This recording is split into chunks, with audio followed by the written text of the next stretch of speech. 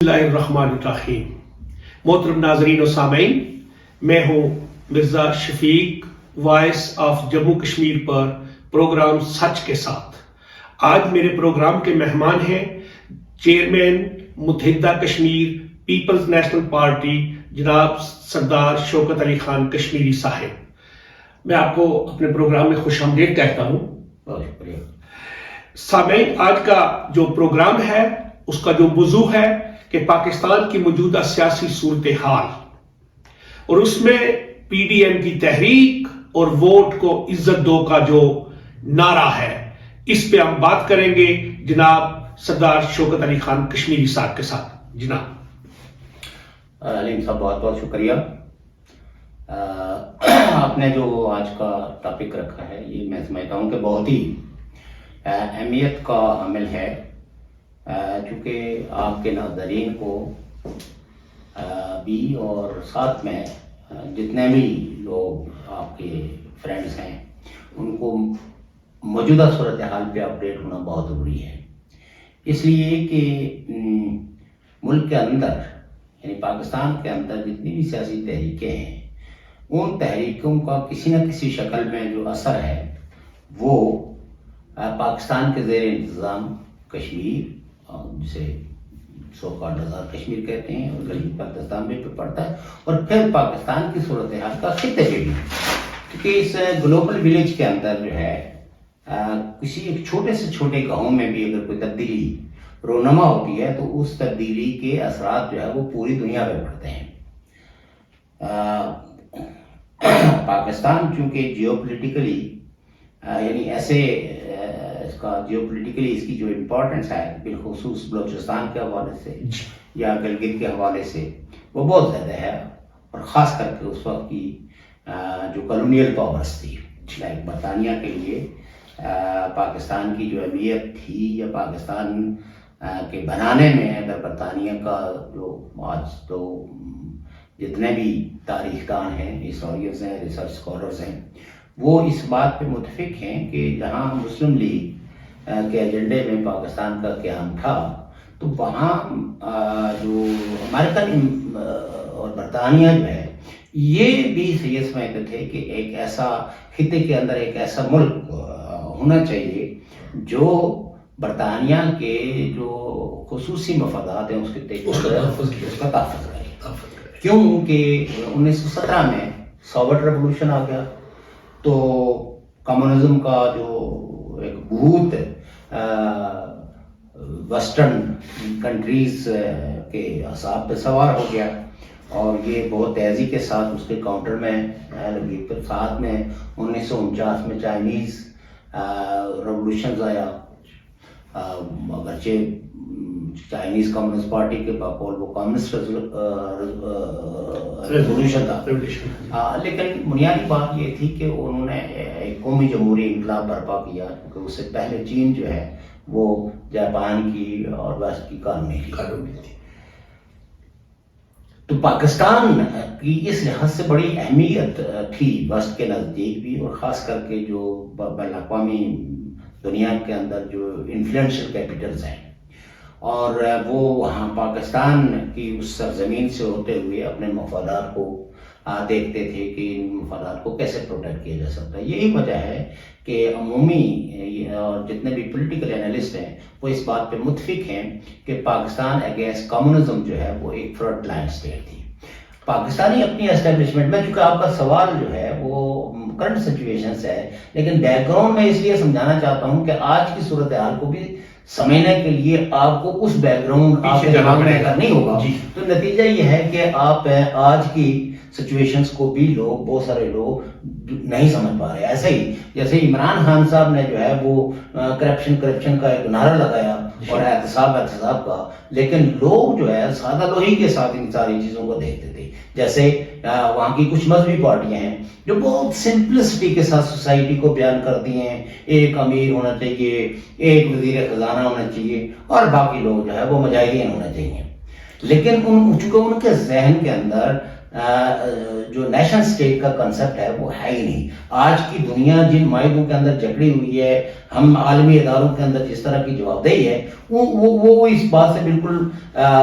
مبرہ ہیں اور وہ اس کو سمجھنا بھی نہیں چاہتے. لہٰذا ان کے جو فالوورز ہیں وہ یہ سمجھتے ہیں کہ اگر یہ لوگ آ جائیں اقتدار کے اندر، یہ طاقت پکڑیں، تو پھر سوسائٹی میں ہمارے جتنے بھی زندہ دکھ ہیں وہ بالکل ختم ہو جائیں گے. تو اس لیے یہ ہے کہ وہ اس وقت کی جو سچویشن تھی، اس صورتحال میں جو پاکستان کا رول تھا، وہ رول ہمیشہ اگینسٹ فرنٹ لائن اسٹیٹ کا رہا ہے. اور خطے کے اندر جو امن کا سوال رہا ہے وہ بھی پاکستان کے کردار پہ یا عالمی قوتوں کے مفادات پہ رہا ہے کہ وہ ہندوستان کے ساتھ کون سے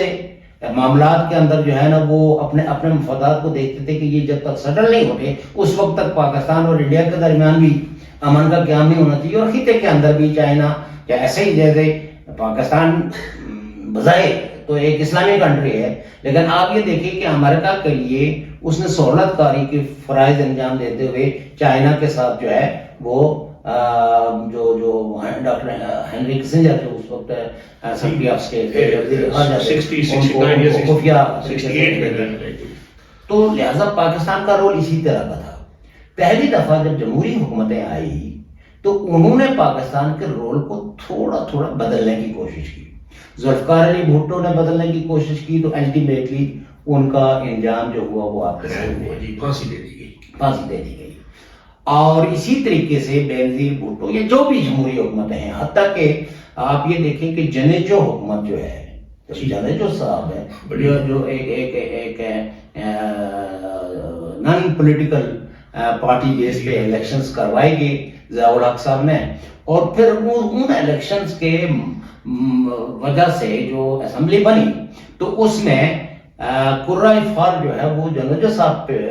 پہ پڑا کہ ان کو پرائم منسٹر آف پاکستان بنایا جائے چاہیے، کیونکہ اس وقت کی جو ملٹری جنتا تھی، ملٹری جو ڈکٹیٹرز تھے وہ یہ چاہتے تھے کہ جنیجو صاحب کو وہ کیا جائے، چونکہ بس ایک طرف وہ یہ دیکھتے تھے کہ سندھ میں اس طرح پیپلز پارٹی کا انفلوئنس کم ہو جائے گا، اور دوسری طرف سمجھتے تھے کہ یہ تو ہمارا ہی کٹ پتلی ہے. لیکن جو ہی وہ وزیر اعظم بنے اور انہوں نے افغان ٹریٹی جو جنیوا امن معاہدہ کیا، بون میں ہوا تھا وہ، میرا خیال ہے نہیں جنیوا میں ہوا تھا، اس کا ٹائٹل میں اس وقت وہ نہیں ہے، جنیوا میں معاہدہ ہوا تھا. بون میں بھی ظاہر ہے یہ جرمن والے نے وہاں پہ شمار میٹنگز ہونے کے یعنی میٹنگیں ہوئی ہیں، لیکن جو ہے نا جنیوا میں یہ طے ہو گیا تھا کہ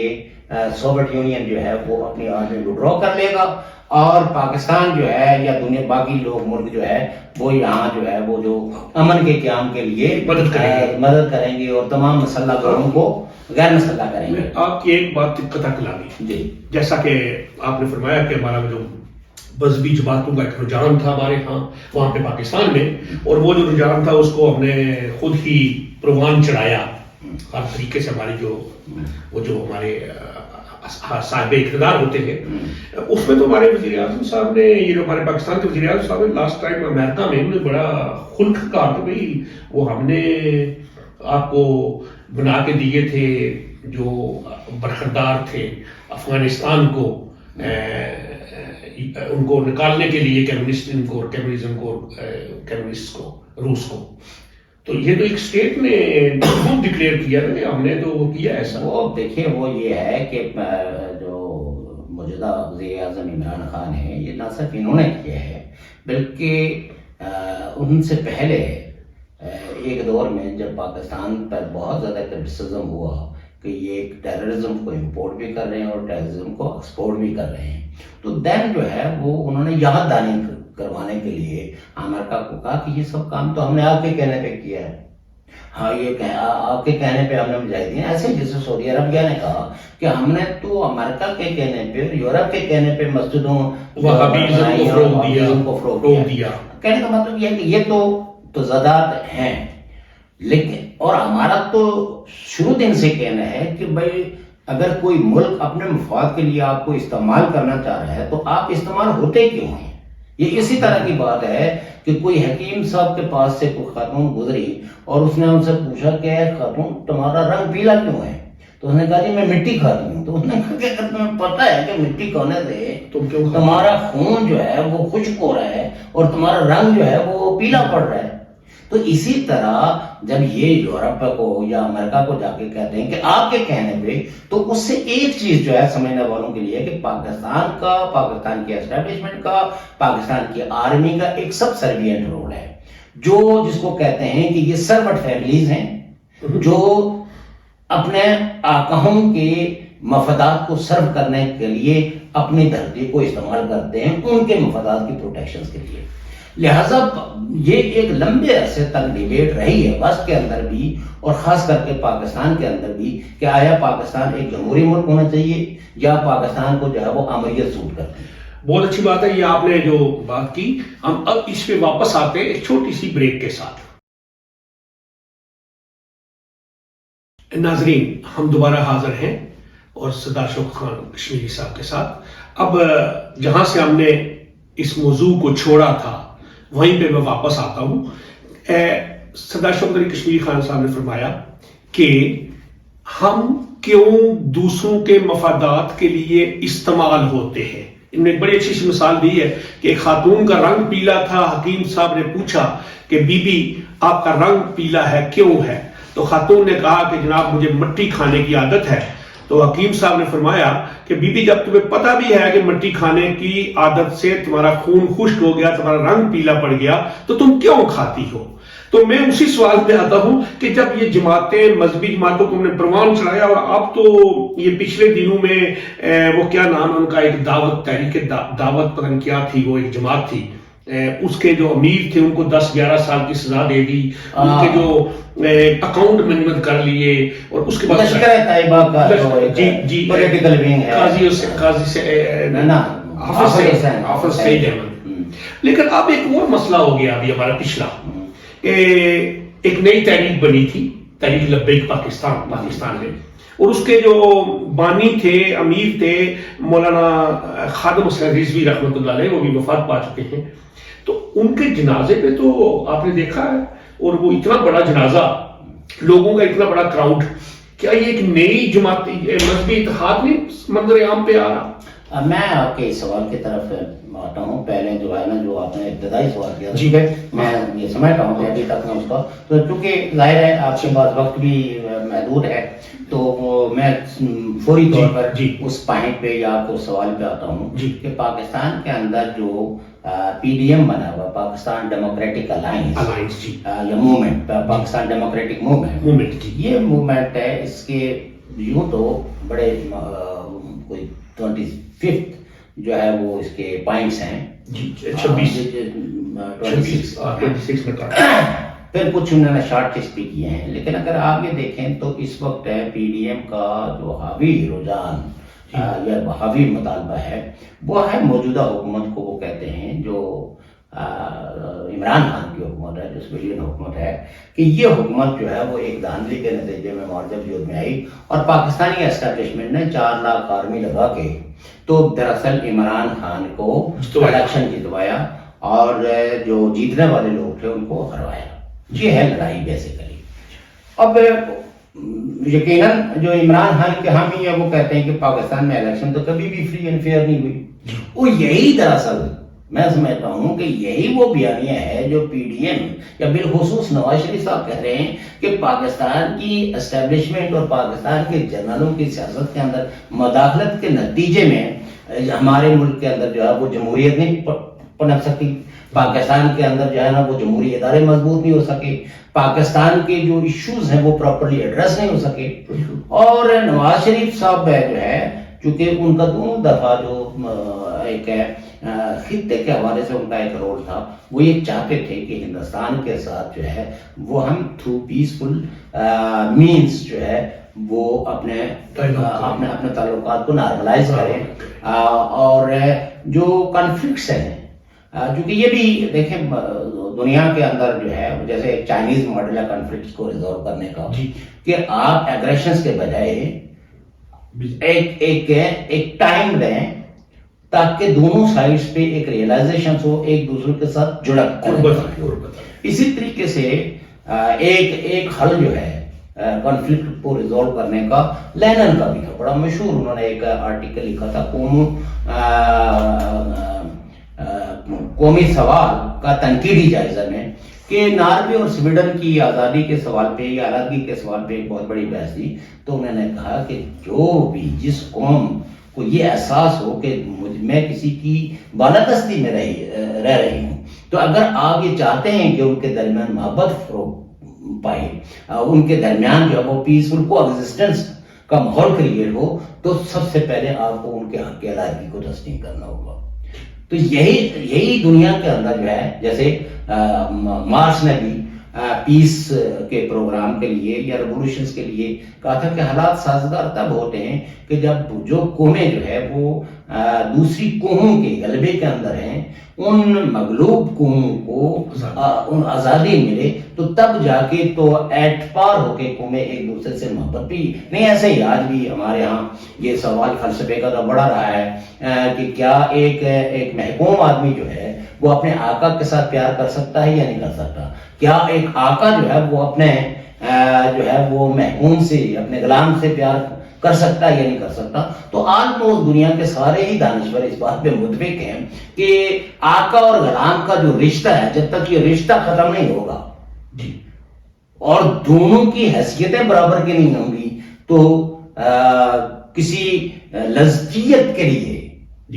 تو اس کو کوئی بھی نام دیا جا سکتا ہے, لیکن ان کا طبقاتی کردار جو ہے نا وہ اس میں زمین آسمان کی جو تفاوت ہے, تو وہ دونوں کو محبت نہیں کرواتی, بلکہ جو بالادست ہے وہ محکوم کو پھر اپنے مفادات کے لیے, اپنی لذتیت کے لیے تو استعمال کر سکتا ہے, لیکن اس میں محبت جو ہے وہ پیدا نہیں ہو سکتی. تو کہنے کا مطلب یہ ہے کہ پاکستان کے اندر جو ہے یہ ایک چیز وہ تھی کہ بھئی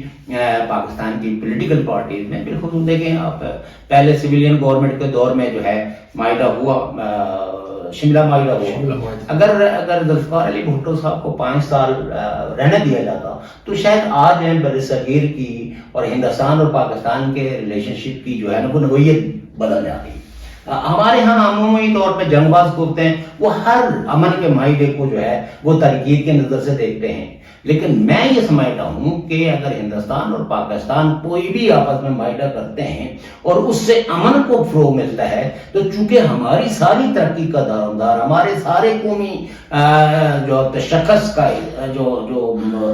انحصار ہے وہ امن پہ ہے, وہ جنگ پہ نہیں ہے. جنگیں تو قوموں کے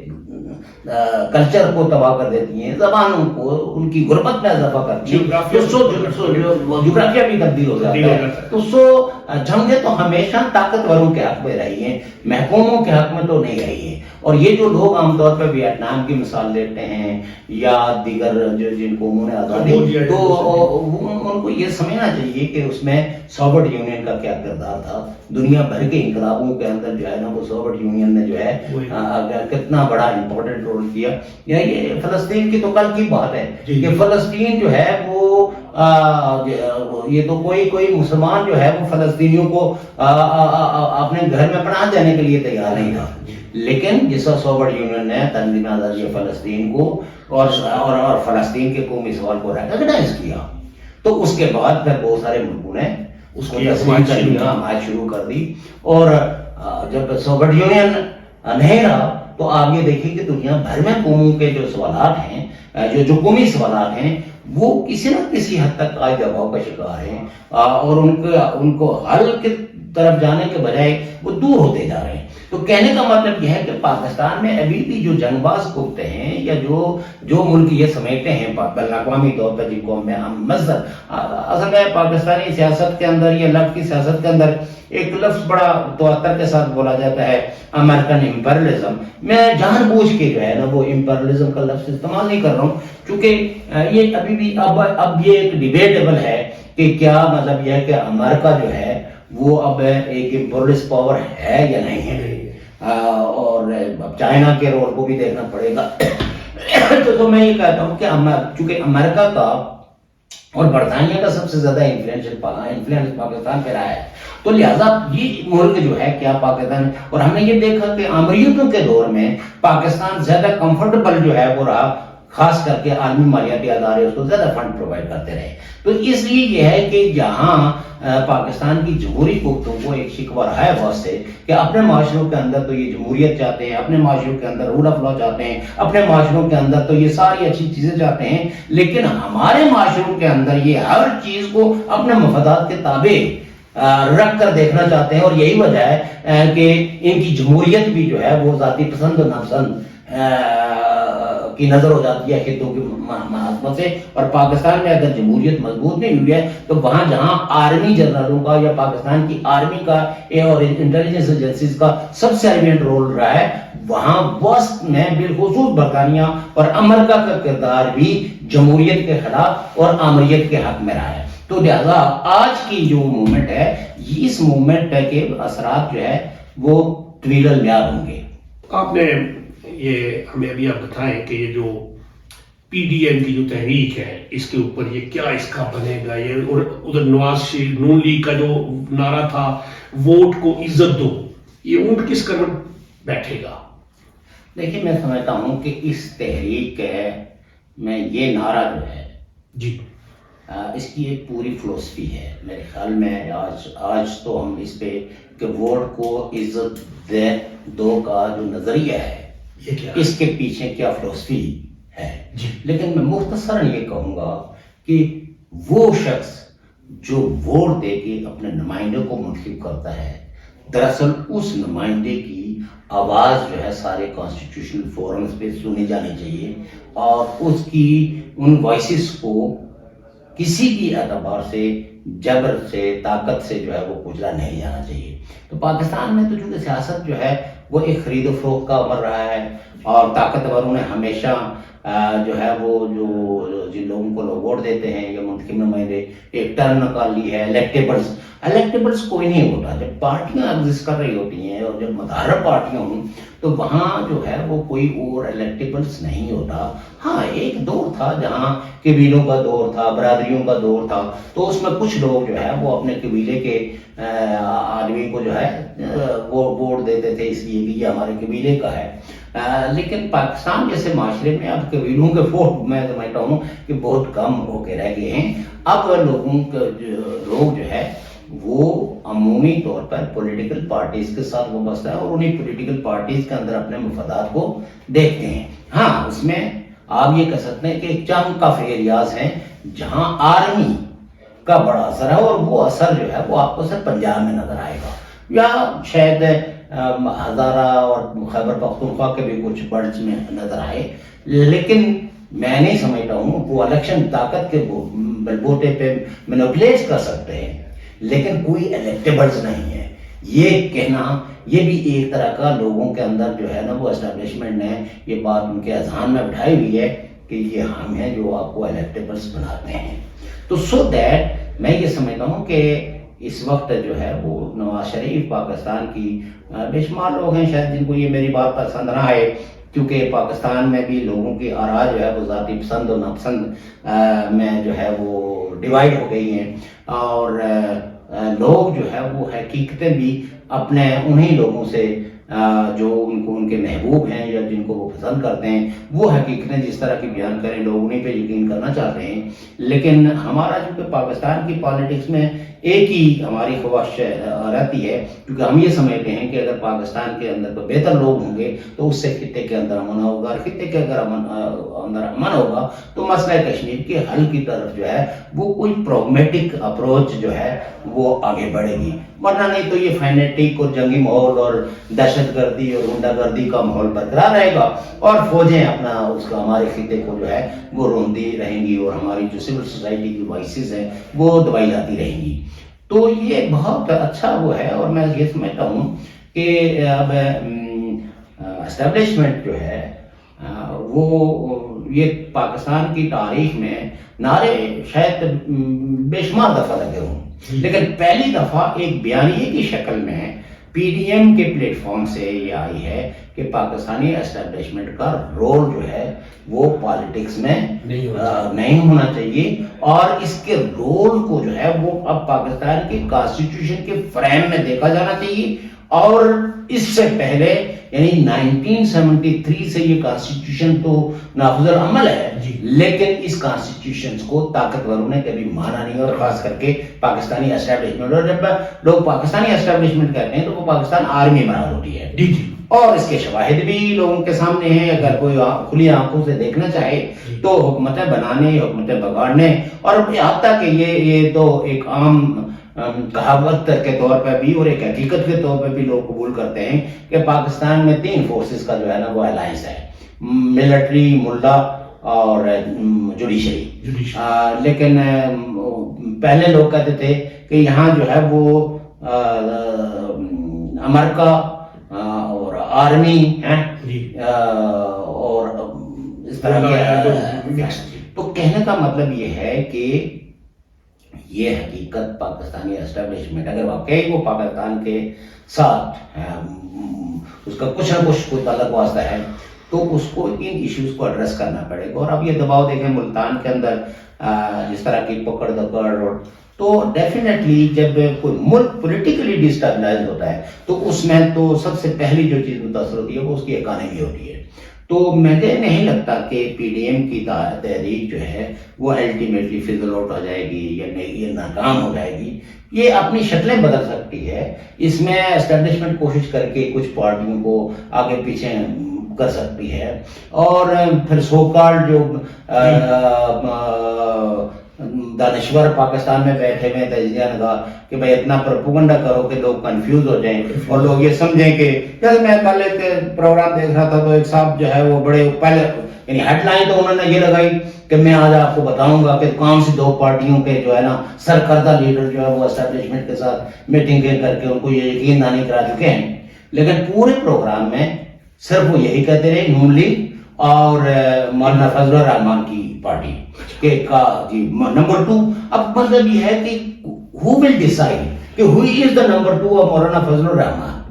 یا تو آپ کہیں کہ جناب ان کی پارٹی کا سیکرٹری جنرل ہے، یا آپ کہیں وائس پریزیڈنٹ ہے.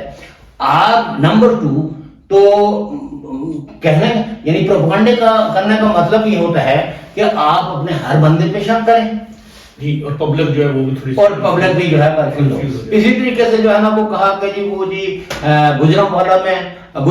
کے اور سیالکوٹ کے اور کچھ لوگ جو ہے نا نون لیگ کے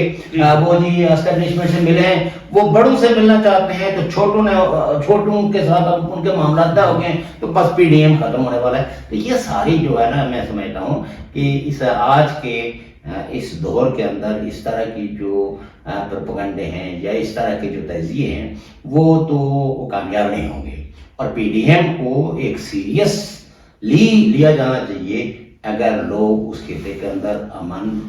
چاہتے ہیں، جمہوریت چاہتے ہیں اور ایک دوسرے کے ساتھ مکالمہ چاہتے ہیں. اور عدم برداشت کا یہ ماحول جو پیدا ہو گیا ہے گزشتہ کئی دہائیوں سے اور وہ پاکستانی اسٹیبلشمنٹ کی پالیسیوں کی وجہ سے. اب میں آتا ہوں آپ کو اور میں یہ سمجھتا ہوں کہ پی ڈی ایم کی پارٹیوں کا نہیں لیکن پی ڈی ایم جو ہے وہ اپنے مقاصد کو اچیو کر لے گی، اور پاکستانی اسٹیبلشمنٹ جو ہے وہ یہ تو وہ میں سمجھتا ہوں کہ اس طرح کی تنقید بیانیے کی شکل میں اس سے پہلے نہیں ہوئی ہے. تو لہٰذا وہ اپنے مفادات کو صرف عمران خان کی وجہ سے جو ہے وہ جو ان کے طبعی ہیں مفادات ہیں، مستقل مفادات ہیں. تو اور پھر یہ ہے کہ ان کی جتنی مرحاد ہیں آج بھی آپ دیکھیں کہ پاکستان کی آرمی کا جنرل جو ہے وہ جب ریٹائر ہوتا ہے تو وہ تو ایک دنیا کے چند ریچسٹ لوگوں میں اس کا شمار ہو جاتا ہے. کروڑوں روپیہ اس کو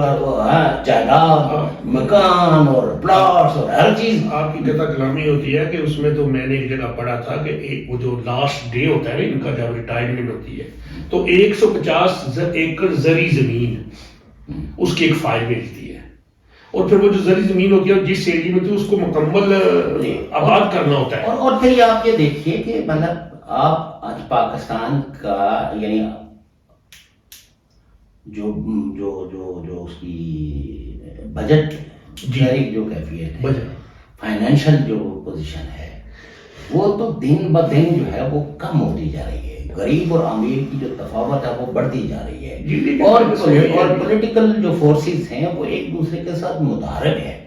اور اس کا الٹیمیٹلی جس چیز پہ اثر پڑتا ہے وہ اکانومی میں بھی پڑتا ہے. جی گزشتہ آپ یہ دیکھیے کہ 2.5 سال کے درمیان کوئی ایک پروجیکٹ بھی پایا تکمیل کو نہیں پہنچا ہے جس سے کہ آج کی حکومت یہ فخر سے کہہ سکے. کیوں کہ ان کے پاس جو قرضے ملتے ہیں وہ دفاعی امور پہ خرچ ہو جاتے ہیں. جیسے ہمارے آزاد کشمیر کے جو وہ پرائم منسٹر ہیں کہنے کو تو اس کو 2 ارب روپیہ 22 ارب اناؤنس ہوا اور اس میں سے 11 سے وہ یعنی یہ پرائم منسٹر نے چونکہ وہاں انٹرویو میں کہا ہے نہیں یہ سچ جو ہے نا وہ تب آتا ہے کہ جس وقت حکمران طبقوں کے آپسی تضادات بڑھ جاتے ہیں تو وہ پھر یہ کوئی نہ کوئی سچ جو ہے نا وہ باہر آتا ہے جو ہم لوگوں تک پہنچتا ہے. وہ چونکہ سلطان محمود چودھری نے کہا کہ ان کو 22 ارب روپیہ ملا کھا گئے. انہوں نے کہا جی ہمیں تو 22 ارب اناؤنس ہوا ملا ہمیں 11 وہ بھی ہمارے ہاتھوں میں نہیں. وہ تو جس دن جو ہے وہ انہوں نے اعلان کیا دوسرے دن ہی وہ دفاعی پرپسز کے لیے چلا گیا کہ ہم نے بلنکر بنانے ہیں تو یہ بنانا ہے تو وہ ان لوگوں کی طرف تو وہاں جو ہے وہ prime minister Azad Kashmir so called prime minister نے کہا کہ ہمارے ہاتھ میں تو ایک چوانی بھی نہیں آئی ہے. تو یہ جو چوانی بیگم ہیں ان کو تو چوانی بھی نہیں ملی یا اٹھانی بھی نہیں ملی. تو سو دیٹ چونکہ یہ ہمارا ٹاپک نہیں ہے اس وقت یہ تو چونکہ وہ ہیں تو میں یہ سمجھتا ہوں کہ یہ جو پی ڈی ایم ہے وہ اس وقت 70% آبادی کو ریپرزینٹ کرتی ہے. ٹھیک ہے اور یقیناً جو ہے وہ اس کے ساتھ لوگوں کی بھی ایک بڑی ہوپ ہے. اور ملتان میں کل سے یا 2 دن سے جو کچھ ہو رہا ہے تو اگر کوئی یہ سمجھتا ہے اقتدار میں بیٹھا ہوا کہ یہ کوئی اس کے لیے بڑے مزے کی بات ہے تو آپ کو پتہ ہی ہے کہ ذوالفقار علی بھٹو کی حکومت کو ختم کرنے کے لیے پارشلی لاہور کے اندر جو ہے نا وہ مارشل لا لگا تھا. یہاں دفاع 140 لگائے تو دفاع 140 پہلے سیڑھی ہوتی ہے پھر کرفیو ہوتا ہے اور پھر آہستہ آہستہ کر کے جو ہے نا وہ پارٹی مارشل لا بھی آ جاتے ہیں. تو میں سمجھتا ہوں کہ جمہوری طاقتوں کو اور سویلین جو ادارے ہیں اور سویلین جو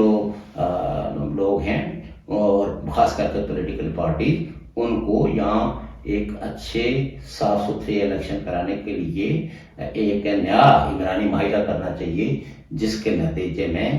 یہاں کی جو لوگوں کی جو بہت جمہوری خواہش ہے وہ پایا تکمیل تک پہنچے. آج دیکھیں میڈیا کی کیا کیفیت ہے تو کوئی ایک سیکشن آف سوسائٹی آپ لے لیں تو وہ سارے جو ہے وہ پریشان حال ہیں کوئی بھی مطمئن نہیں ہے. تو ظاہر ہے کہ یہ سوسائٹی کے لیے یا کسی بھی ملک کے لیے کوئی اچھی علامت تو نہیں ہے. دوسری بات آپ نے جو مولانا صاحب کے حوالے سے کی جو علامہ خادم سروس جی کا دیکھیے بات یہ ہے کہ پاکستان کی ایک اسٹیٹ ایسی ہے جس نام سے وہ بنی یعنی جو سلوگن انہوں نے رکھا تحریک لبیک کیا کہ جی یہ نہیں تحریک لبیک کے علاوہ جو ہے نا پاکستان کا جو قیام اور یہ کہتے ہوئے انہوں نے اس ملک کا مطالبہ کیا کہ چونکہ ہم ایک میجورٹی جو ہے وہ ہندو ہے اور ہندو میجورٹی کے اندر ہم اپنے مفادات جو ہے وہ بہتر نہیں سمجھتے تو لہذا ہمیں ایک الگ بٹن کی ضرورت نہیں ہے. اس پہ تو بحث کی جا سکتی ہے لیکن بہرحال ایک ملک بن گیا. ایک میجورٹی کا خوف ڈرا کے تو آپ نے ایک ملک بنا لیا. جی پھر ایک دوسری میجورٹی تھی بنگالی جب الیکشنز کے اندر نیومیریکلی اپنی اکثریت کی بنیاد پہ اقتدار ان کو ملنا تھا تو آپ نے نہ دیا اس اکثریت کے خوف کی وجہ سے کہ ایک دفعہ اقتدار اگر مشرقی پاکستان میں منتقل ہو گیا تو پھر ہمارے لیے دروازے ہمیشہ کے لیے بند ہو جائیں گے. وہاں نہ تو اسلام راستے میں آیا کہ بھائی وہ بھی مسلمان ہیں ہم بھی مسلمان ہیں. وہاں تو ان کا قد ان کا رنگ ان کی قومیت ان کی زبان جو ہے وہ آپ نے مد نظر رکھ کے تو آپ نے کہا کہ بنگالیوں کو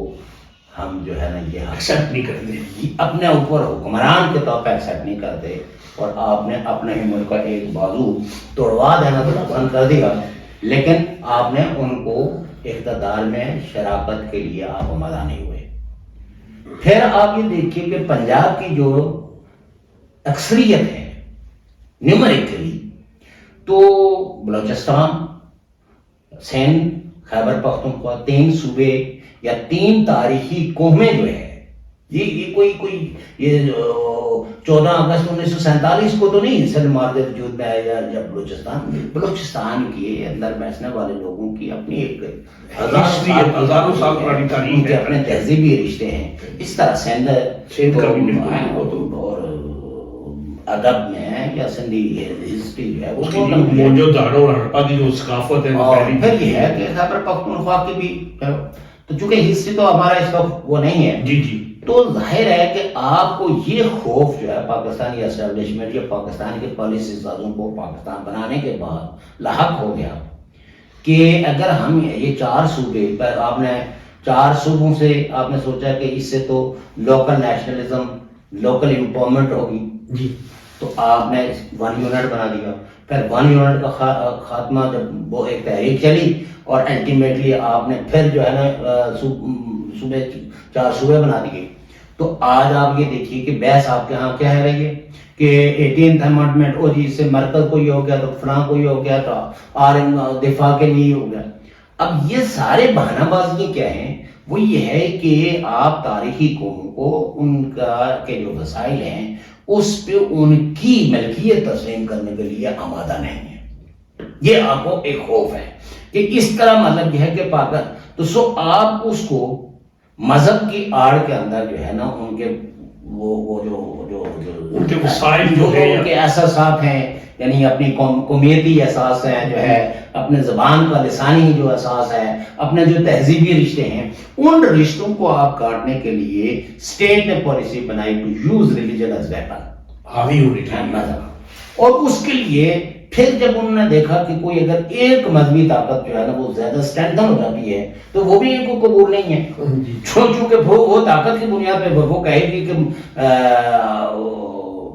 مذہب لاؤ. ان کا جو جورسپروڈنس ہے یا جو اسکول آف تھاٹ سے وہ تعلق رکھتے ہیں، لائک اگر امام ابو حنیفہ کے ماننے والے جو اکثریت میں وہ کل اگر یعنی کوئی ایک پولیٹیکل پارٹی یعنی ایک مذہبی پارٹی اتنی طاقت حاصل کر لیتی ہے تو وہ کہے گی یہ نافذ کرو. جو پاکستان میں فقط پریشر گروپوں کی وجہ سے آپ کو اپنے کانسٹیٹیوشن میں ایسی امینڈمنٹ کرنی پڑی جو دراصل پاکستان کو عصر حاضرہ کے تقاضوں سے ہمانگ بنانے کے بجائے عصر حاضرہ سے اس کو ماضی کی طرح دکھے رہی ہیں. آہستہ آہستہ پاکستان کی اسٹیٹ جو ہے وہ پیچھے کی جانب جا رہی ہے. تو اب اس میں یہ جو مذہبی مختلف فرقے ہیں تو اب اسٹیبلشمنٹ جو ہے وہ ان میں سے کبھی دیوبندیوں کو پکڑ لے گی، کبھی بریلویوں کو پکڑ لے گی، کبھی کسی کو. تو میں یہ سمجھتا ہوں کہ جو اپنے تھے مرحوم ہیں تحریک لبائی کے جو علامہ خادم رضوی، بات یہ ہے کہ یہ تو خیر علامہ تو آپ لوگ خود ہی درس نظامی میں بانٹ دیتے ہیں نا، جس کو فارسی، عربی اور ادب میں ان کا اور اقبالیات میں نہیں وہ شیخ القرآن تھے. تو بہرحال میں ان کی اس پہ نہیں بحث ہے. تو یہ یقیناً جو ہے نا وہ آج سوشل میڈیا کے دور میں چونکہ جو ان کے ساتھ جن لوگوں کی جرات ہوئی وہ لوور مڈل کلاس کے کچھ لوگ طبقے ایسے موجود ہیں جو ریاستوں کو بہت سادگی کے ساتھ دیکھتے ہیں ان کے بیانیے کو. اور دوسری بات جو ہے وہ یہ تھی کہ وہ چونکہ پنجاب کی جو اسٹریٹ لینگویج تھی اس کو وہ یوز کرتے تھے. جی جی. تو لوگوں نے کئی پاکستان میں ایسے لوگ ہیں جو آپ دیکھیں نا کہ وہ ڈاکٹر کے پاس بھی جا رہے ہوتے ہیں اور کسی نہ کسی مزار پہ بھی جا رہے ہوتے ہیں اپنے آنکھوں کی بینائی کے لیے، کسی بھی بیماری کے علاج کے لیے یا دعا کے لیے یا کوئی. یہ جو انسرٹن معاشرے ہوتے ہیں نا جو غیر یقینی کے شکار ہوتے ہیں وہاں کے عوام جو ہے اور خاص کر کے نچلے طبقے جو ہے وہ سب سے زیادہ جو ہے وہ چونکہ ان کے مشکلات اور مسائل زیادہ ہوتے ہیں تو وہ کبھی کسی مولوی کے پاس جاتے ہیں، پھونک مروانے کے لیے، کبھی کسی پیر کے پاس جاتے ہیں تحویز لینے کے لیے، پھر جو ہے وہ کبھی کسی یونین لیڈر کے پاس جاتے ہیں نوکری کے لیے، کبھی کسی اپنے ایم ایل اے کے پاس جاتے ہیں کہ میرا یہ مسئلہ حل کر دیں. تو یہ لوگوں کا جو ہے نا، یہ متوسط طبقے کی جو نچلی پرت ہے، یہ ہمیشہ اسی طرح گھومتی پھرتی رہتی ہے. تو چونکہ میڈیا نے اور اس وقت کی جو پالیسی ساز تھے، انہوں نے تحریک لبیک کو تھوڑا سا جو ہے وہ فوکس میں لایا، کیونکہ اس وقت نواز شریف ہے ان کے لیے سب سے بڑا مسئلہ تھا. اور دوسرا یہ عمومی طور پر خیال کیا جاتا تھا کہ جو مذہبی طبقے کا ووٹ ہے یہ زیادہ تر نون لیگ لے جاتی ہے. تو اسی لیے کئی لوگ جو ہے وہ اس بات پہ متفق ہیں کہ دائیں بازوں کے اس ووٹ بینک میں جب نون لیگ کو بیلنس کرنا تھا تو پھر دائیں بازوں کی ہی ایک پارٹی تحریک انصاف کے اس کو پوری سپورٹ کی گئی. اور پھر جو ہے نا وہ جب الیکشن میں اس کو اقتدار میں لانا تھا تو اس کے لیے پھر جو ہے وہ تحریک لبیک کو سپورٹ کیا گیا کہ تاکہ نون لیگ کا جو ووٹ ہے وہ کم ہو اور کچھ جگہوں پہ جو ہے وہ فائدہ پی ٹی آئی کو. تو یہ ساری باتیں ہیں. البتہ یہ ہے کہ وہ ایک مذہبی پیشوا تھے، مذہبی لیڈر تھے اور ان کے ساتھ ہیں. اور میں آپ کو بتاؤں کہ تاریخ میں شاید لوگ آج بہت کہتے ہیں کہ خادم حسین رضوی صاحب کا بہت بڑا جنازہ ہوا، تو وہ علامہ جو ہے وہ تھے مجلس ارار کے جو رحمت عطا اللہ شاہ بخاری. تو عطا اللہ شاہ بخاری کے بارے میں تو ہسٹری میں اور غیر جانبدار مورخین نے جو ہے وہ لکھا ہے کہ ان کا اجتماعات جو ہے وہ 3-4 لاکھ کے اجتماعات ہوتے تھے اور 10-12 گھنٹے وہ تقریر کرتے تھے اور لوگ پلک نہیں جب کرتے تھے. بالکل قرآن پڑھتے. اور اسی طریقے سے جو ہے وہ کئی رہنما اس طرح کے علماء گزرے ہیں جن کے بڑے جنازے ہوئے ہیں. تو چونکہ ہمارے اس مختصر سے 40 سال کے دور میں جو یا 70 سال کی اس میں جو ہے میڈیا نے اس بات کو بہت زیادہ وہ کیا، تو میں سمجھتا ہوں کہ اگر ان کے جنازے میں لوگ گئے ہیں تو ان کی بھی ایک ٹریجک موت کی وجہ سے بھی ہوا. دوسرا یہ ہے کہ بہت ولنریبل ہو گئے اس میڈیا کے دور میں، خاص کر کے سوشل میڈیا کے دور میں. تو یقیناً ان کے سارے عقیدت مند جا کے حاضر ہو گئے. تو اس کا ہرگز یہ مطلب نہیں ہے کہ کوئی پاکستان کی اسٹیٹ کی جو میجورٹی ہے، دیکھیں الیکشنز جیسے تیسے بھی ہوتے رہے، جب کبھی بھی. مثلا 1970 کے الیکشنز کو لوگ کہتے ہیں کہ وہ فیئر تھے، تو اس میں آپ دیکھیں کہ لوگوں نے ووٹ دیے اور تقریباً سیکولر پارٹیوں کو لوگوں نے اپنا مینڈیٹ دیا، مذہبی پارٹیوں کو نہیں دیا. جماعت اسلامی پاکستان کے سب سے آرگنائز پارٹی کے طور پر اور وسائل کے اعتبار سے، یعنی مطلب پاکستان کی اسٹیٹ کو کہا جاتا ہے کہ وہ غریب ہے اور جماعت اسلامی امیر ہے، لیکن وہ کبھی بھی جو ہے نا وہ 2-3 سیٹوں سے زیادہ نہیں جا سکتی. تو سر یہ ایک میں سمجھتا ہوں کہ ایک وقتی فینومینا ہے تحریک لبیک، یہ کوئی پرماننٹ ایشو نہیں ہے. کیونکہ پاکستان کی جو لوگ وہاں ہیں جن کو بھوک لگتی ہے، جن کو بیماری کا شکار ہوتے ہیں، جن کو گرمی لگتی ہے، جن کو سردی لگتی ہے، ان کو ایک اچھا سسٹم چاہیے جہاں گرمیوں میں اس کے پاس ایئر کنڈیشن ہو یا پنکھا ہو، بجلی ہو اور پینے کے لیے صاف پانی ہو اور بھوک کو مٹانے کے لیے ان کے پاس روزگار ہو، وسائل ہو. تو سو دیٹ وہ ان مذہبی پارٹیوں کے پاس نہیں ہے اور لوگوں کی میجورٹی ہمیشہ حقیقتوں کے قریب رہتی ہے. وہ اپنے مذہبی تسکین کے لیے یا جو خدا پہ ان کا جو یقین ہے، اس خدا کے نام پہ جو کوئی بھی مجمع لگاتا ہے، لوگ اس کے ساتھ جا کے وہاں کھڑے ہوتے ہیں، وہاں سنتے ہیں اور کبھی کبھی اپنا چندہ بھی ان کو دیتے ہیں. لیکن وہ میجورٹی جو پاکستانیوں کی ہے وہ کبھی بھی نہیں سمجھتی کہ پاکستان کی مذہبی پارٹیاں ان کے مسائل کا کوئی حل ہے. کیونکہ لوگ 21ویں صدی میں رہ رہے ہیں اور 21ویں صدی کے لوگ جو ہے وہ یہ بات اچھے طریقے سے جانتے ہیں کہ آج کے جو پیچیدہ مسائل ہیں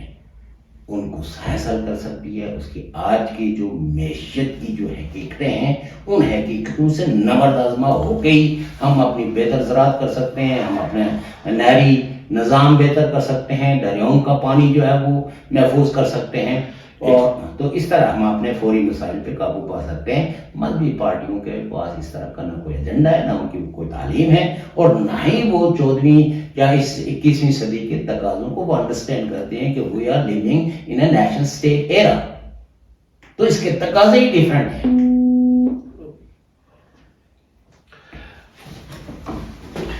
میرا تو اس طرح صاحب ہی نہیں.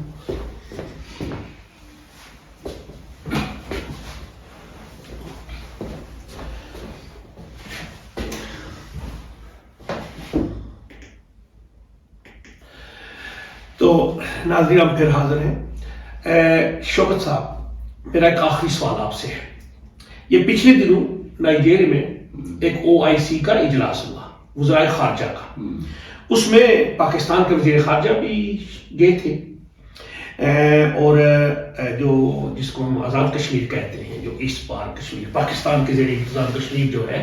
اس کے جو صدر ہیں سردار مسعود احمد خان صاحب، وہ بھی تشریف لے کر گئے تھے. انہوں نے جانے سے پہلے کہا تھا کہ اس OIC کے اجلاس میں ہم مسئلہ کشمیر کو فلیش پوائنٹ پر لے کر جائیں گے. میں نے وہ آج کل کیونکہ بڑا آسان سا طریقہ ہے کہ بندہ گھر بیٹھ کے گوگل پہ چلا جائے اور وہ پوری دنیا کا معاملے ڈھونڈ لیتا ہے، تو میرا اتنا بڑا کوئی تجربہ تو نہیں تھا، لیکن میں نے وہ OIC میں گیا تو وہاں پہ تو اس اجلاس میں کشمیر کا ذکر ہی نہیں تھا، ایجنڈا ہی نہیں تھا. تو وہ وہاں پہ کس چیز پہ خطاب کر کے آئے ہیں؟ کیا سمجھتے ہیں یہ کیسے خطاب ہے؟ دیکھیے، پہلی بات یہ ہے کہ جو ایکٹ 74 ہے نا، ایکٹ 74 کا جو یعنی ایکٹ 74 اس کو کہتے ہیں انٹرم کانسٹیٹیوشن 1974 آزاد جموں کشمیر. اس کانسٹیٹیوشن کے شیڈول 3 میں ڈیفائن ہے کہ آزاد کشمیر کی حکومت کا رول کیا ہے. تو آزاد کشمیر کی حکومت نے یہ تو پاکستان کو لکھ کے دیا ہوا ہے کہ مسئلہ کشمیر جانے اور تم جانو، تو لہٰذا وہاں صدر آزاد کشمیر کا تو کسی جگہ ویسے ہی کوئی رول نہیں ہے، نہ کوئی پرائم منسٹر، سارے ضلع میں کوئی بار نہیں. یہ ان کی مطلب آفیشلی جتنے بھی آزاد کشمیر کے اندر جتنے آفیشلز بیٹھتے ہیں، ان آفیشلز کو لیگلی باؤنڈ کیا گیا ہے کہ you have no any role ان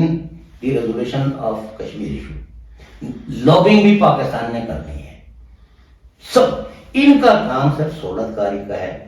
کہ آپ نے جو ہے وہ جو پاکستان نے ادھر جو اس ایریے کو ایک لانچنگ پیڈ کے طور پر رکھا ہوا ہے، تو وہاں کوئی مشکلات ہوں تو یہ لوکلی چکے مینیج کر سکتے ہیں، تو وہ مینیج کرنا. باقی یہ ہے کہ آزاد کشمیر کی گورنمنٹ کا لابنگ ورک کے اندر کسی قسم کا کوئی رول نہیں ہے. یہ برطانیہ میں آتے ہیں، وہاں چونکہ ہمارے اپنی ایک ڈائسپورا کشمیریوں کی ایک بڑی تعداد ہے، اور پھر یہ ہے کہ لیبر پارٹی نے بہت سارے یعنی اس کے اپنے مینیفیسٹو کے اندر یہ تھا کہ ڈفرینٹ جو نیشنلٹیز کے لوگ یہاں آئے ہیں ان کو امپاور کرنے کے لیے ان کو نمائندگی ہونی چاہیے مختلف فورمز پہ. تو یہ لوگ جو ہے وہ وہاں کانسلر بنے. تو یہ کانسلر حضرات ہیں، جب بھی کوئی جاتا ہے پاکستان کا کوئی وزیر جاتا ہے یا آزاد کشمیر کا کوئی جاتا ہے، تو اس کو اپنے وہ استقبال کی، وہ اپنے لوکل وہ لوکل جو MP ہوتا ہے تو اس کو وہ پکڑ کے لے آتے ہیں، کیونکہ ان کی تو مجبوری ہوتی ہے، کیونکہ وہ اس کے ووٹرز تو یورپ کے اندر جو ہے وہ ووٹر کی وائسز جو ہے وہ بہت اسٹرانگ ہوتی، تو اس لیے وہ آ کے جا کے وہ انہیں سے پوچھتا ہے کہ میں نے کیا کہنا ہے، تو جناب وہ یہ 2-3 لائن اس کو بتا دیتے ہیں، وہ کہتا ہے. تو آپ مجھے یہ بتائیں کہ آزاد کشمیر کا پرائم منسٹر کبھی برطانیہ کے پرائم منسٹر کو ملا ہے، کبھی جو ہے وہ برطانیہ کے فورن منسٹر سے ملا ہے. فورن آفس میں تو آپ جائیں گے تو آپ بھی وہاں جائیں گے، یہ چونکہ کانسٹیٹیوشنل ہے. دیکھو نا، آپ پرائم منسٹر آف پاکستان کا جو آفس ہے اس کا ایک کانسٹیٹیوشنل ایک دائرہ اختیار ہے. اب اس کو وہ اس دائرہ اختیار کے اندر کھیلنے دیا جاتا ہے یا نہیں کھیلنے دیا جاتا، اس کو وہ کانسٹیٹیوشن پاور ایکسرسائز کرنے دی جاتی ہے یا نہیں کرنے دی جاتی، وہ تو ایک الگ سوال ہے. لیکن جو آپ کا جو ہے کانسٹیٹیوشنل مینڈیٹ ہی نہیں ہے،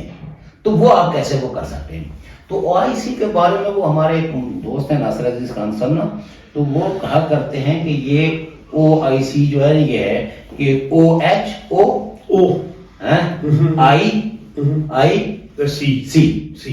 تو باقی یہ ہے کہ او آئی سی نے پہلے کون سے کوئی مسلم ورلڈ کے مسائل حل کر لیے کہ وہ مسئلہ کشمیر ان کے ایجنڈے میں نہیں تھا. تو آج کی تو دنیا ویسے بھی یہ تبدیل شدہ دنیا ہے. اس تبدیل شدہ دنیا کے اندر جو جمہوریتیں ہیں وہ کس طرح کی ہیں, ان جمہوریتوں کے میں جو ہے نا دائیں بازو کا کیا رجحان ہے, بائیں بازو کا کیا رجحان ہے, لبرل ڈیموکریسیز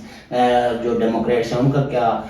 رول ہے, یہ دیکھنے کے لیے بہرحال کیونکہ آج کی نشست کافی نہیں ہے تو میں سمجھتا ہوں کہ او آئی سی کے اگر ایجنڈے پہ ہوتا بھی تو کیا ہو جاتا. اور آزاد کشمیر کا پرائم منسٹر ہو یا منسٹر ہو, ان کی کوئی مطلب یہ ہے کہ جو ہے نا جب آپ کی لیگل پوزیشن ہی نہیں ہے, یہ آپ کے لیگلی آپ کو پاکستان میں باؤنڈ کیا ہے کہ you have nothing to do with the Kashmir issue. یہ وہاں مظفرآباد کے اندر بیٹھ کے بات کر لیں یا ادھر برطانیہ میں آ کے کسی منسٹر کو مل لیں یا کسی این جی او کا بیچ لگا کے یو این کے اندر چلے جائیں, جیسے ہم بھی جاتے ہیں اور ہم نے سینکڑوں کشمیری لے کے, اور ہم نے یہی بتانے کے لیے کہ یہ جو بیچ جو ہے نا وہ آزاد کشمیر کا کوئی منسٹر ہے, ادھر تو پرائم منسٹر کا یا منسٹر کا پورٹ فولیو انجوائے کرتا ہے, تو یہاں آ کے اس کو بھی اسی این جی او سے جو این جی او جس سے بیچ دیتی ہے یا آپ کو بیچ دیتی ہے کو, تو سو دیٹ یہاں آ کے تو سب کی وائسز ایک ہی جیسی ہو جاتی ہیں. تو جناب بہت بہت شکریہ آپ کا, آج آپ نے ہمیں ٹائم دیا. ناظرین, ہم انشاءاللہ اگلی دفعہ اگلے پروگرام میں دوبارہ ملیں گے سردار شوکت علی خان کشمیری صاحب کے ساتھ. پروگرام سچ میں آج ہم اسی پہ اختتام کرتے ہیں. وما علینا الا البلاغ المبین. Thank you.